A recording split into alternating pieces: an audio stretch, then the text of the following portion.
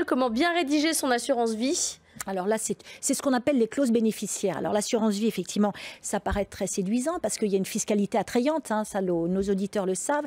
Et en plus, c'est stipulé hors succession par un principe juridique qui s'appelle, d'une façon un peu savante, la stipulation pour autrui. C'est-à-dire celui qui reçoit n'en est pas normalement comptable vis-à-vis des autres héritiers. C'est en plus de ses droits. Alors comment bien la rédiger? Eh ben, il faut s'assurer des conseils d'un professionnel. On peut modifier sa clause bénéficiaire à tout moment dès lors qu'elle n'a pas été acceptée par le bénéficiaire.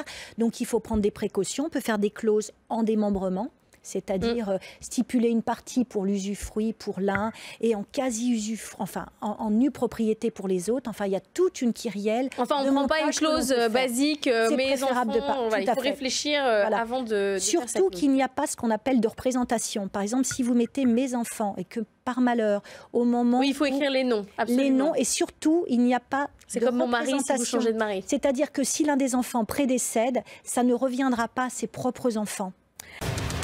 BFM Business, le club du droit, passez-moi le notaire.